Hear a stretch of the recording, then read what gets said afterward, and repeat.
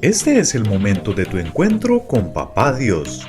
Bienvenido a tu devocional diario, Living Stones Church.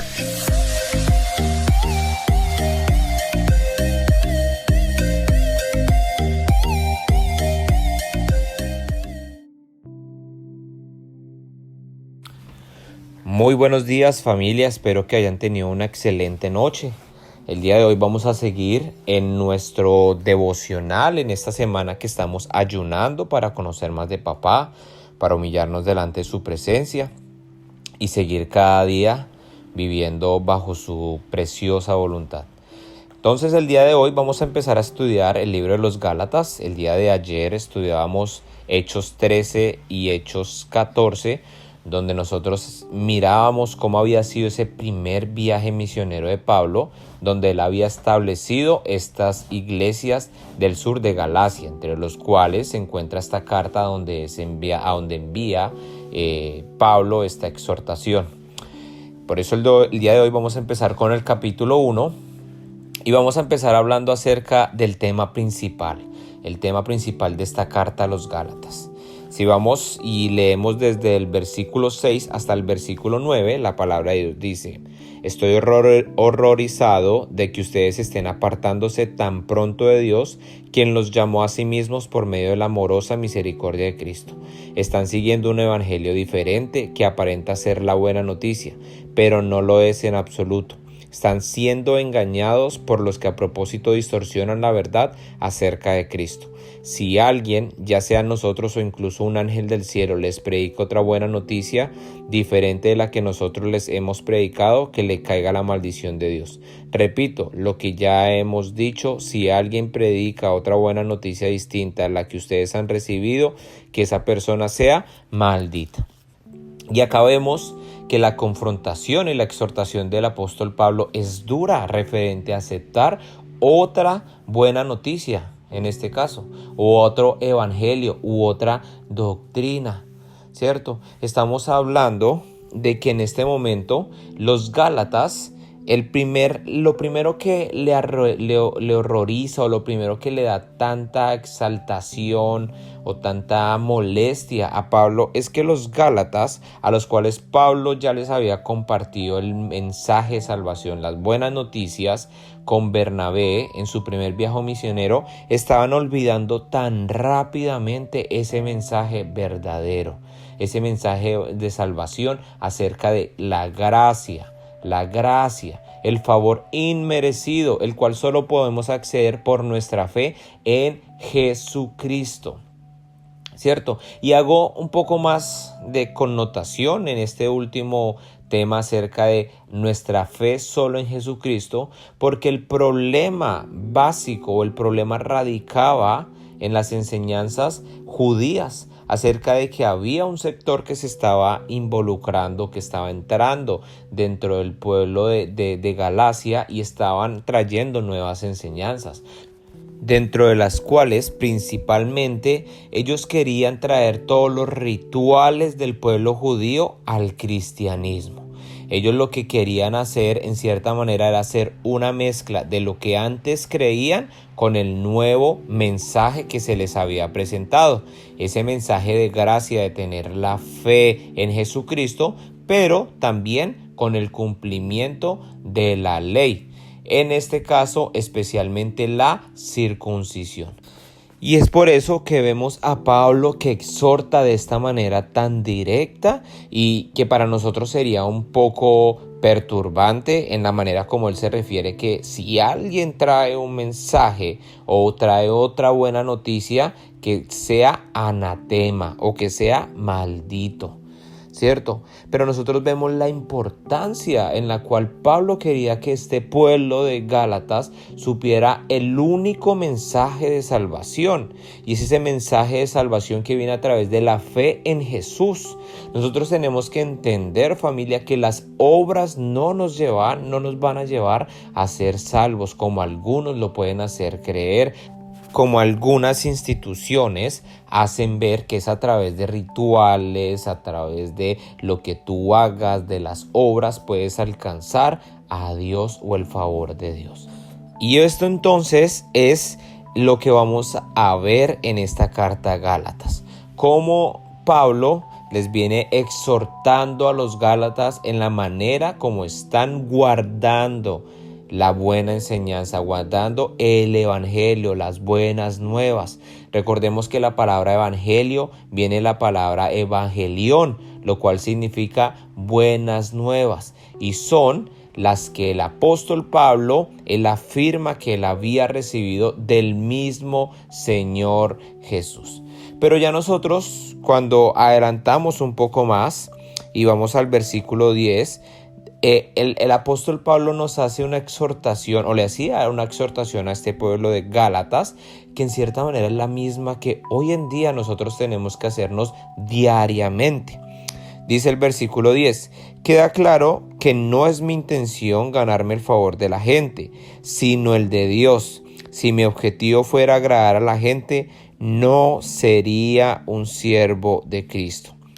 Amados hermanos, quiero que entiendan que el mensaje del evangelio que predico no se basa en un simple razonamiento humano. No recibí mi mensaje de ninguna fuente humana, ni nadie me lo enseñó. En cambio, lo recibí por revelación directa de Jesucristo. Y aquí, familia, tenemos que entender y preguntarnos, ¿nosotros vivimos para agradar a la gente o vivimos para agradar a Dios? ¿O vivimos para agradar un rato a la gente y otro a Dios?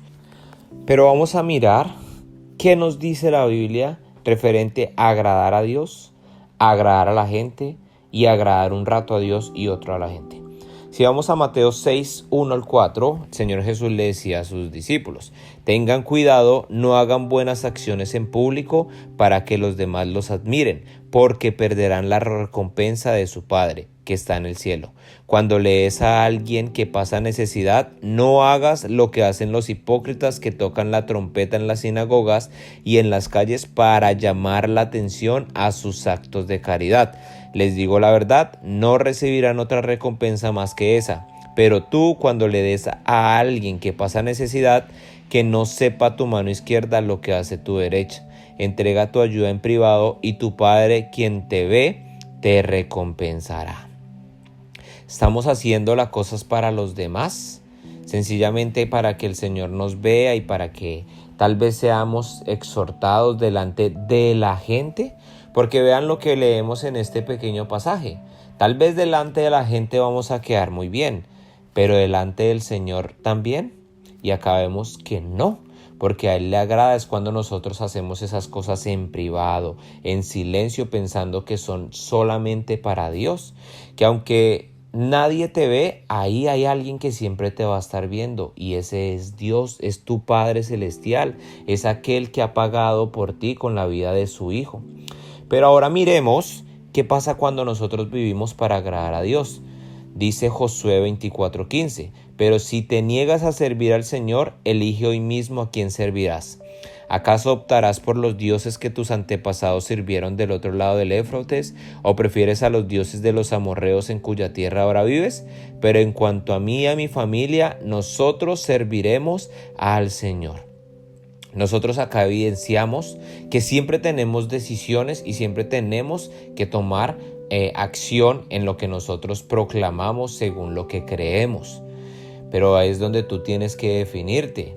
Según las circunstancias, según lo que tú estés viviendo, aún decidir por el Señor. Y tenemos esta frase muy conocida en la cual muchos de nosotros la podemos tener en nuestras casas o proclamar en nuestras familias o en la que será nuestra familia el día que el Señor nos dé la bendición de tener ese esposo, esa esposa, ¿cierto? Esos niños. Y es la de en cuanto a mí y mi familia, nosotros serviremos al Señor. Nosotros agradaremos al Señor. Y la recompensa es que Él, como lo hablamos en el anterior versículo en Mateo 6, Él lo que escucha, lo que ve en privado, Él lo recompensa públicamente. Pero ¿qué hay de aquellos que deciden un día agradar a Dios y otro día agradar a los hombres? Mateo 6:24 dice, nadie puede servir a dos amos, pues odiará a uno y amará al otro. Será leal a uno y despreciará al otro. No se puede servir a Dios y estar esclavizado al dinero. Familia, nosotros no podemos estar agradando un ratico a Dios y otro ratico a los hombres, porque sencillamente nos va a pasar lo que el Señor Jesús le revelaba a Juan por allá en el Apocalipsis, de que prefiero que seas caliente o que seas frío, porque tibio te vomitaré. Y esa tibiez nos lleva a pensar que estamos cerca del Señor, pero no estamos. Pero también creyendo que estamos cerca del Señor, nos lleva a exhortar a otros en los cuales se desvían de lo que es el tratamiento de Dios en cada uno de ellos, o lo que es la buena enseñanza en este caso. Por eso es que nosotros tenemos que tomar en este ayuno una decisión. ¿Decidimos agradar a Dios o decidimos agradar a los hombres? ¿Decido vivir bajo los preceptos, mis principios y mis valores según lo que la palabra de Dios me muestra, o decido vivir según mi cada día, mi necesidad diaria, lo que necesito, el dinero, una oportunidad laboral, una oportunidad estudiantil, una relación sentimental? Porque eso va a definir realmente cuál es la buena enseñanza que nosotros estamos guardando.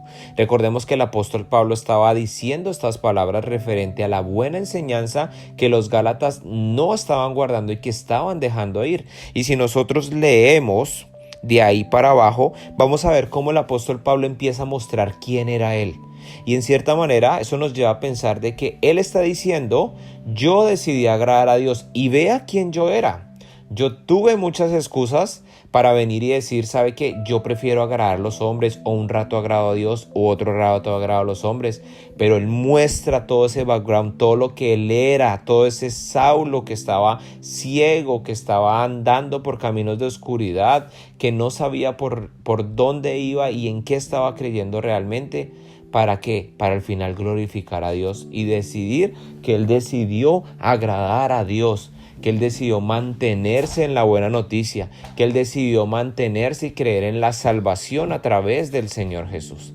Así que, familia, esa es la invitación en esta mañana, a que nosotros hoy, en este segundo día de ayuno, le digamos: Señor, yo decido agradarte a ti y vivir mi vida para agradarte cada día, para obedecerte, para seguirte, para bendecirte, pero sobre todo para guardar las buenas nuevas que tú me has dado y de las cuales tú, Señor, te pido que me uses para llevar a otros.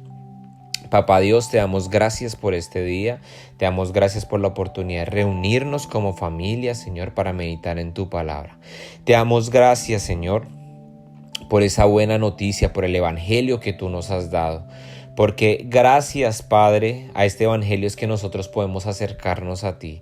Gracias a este mensaje de salvación, Padre, es que tú has alcanzado nuestras vidas y tú, Señor, nos has justificado, Señor, y nos permite, Señor, llegar a tu presencia y ser presentados justos, papá, por nuestro amado Jesús. Pero hoy te pedimos, Señor, que nos ayudes, Padre, a cada día vivir agradándote solamente a ti, Señor.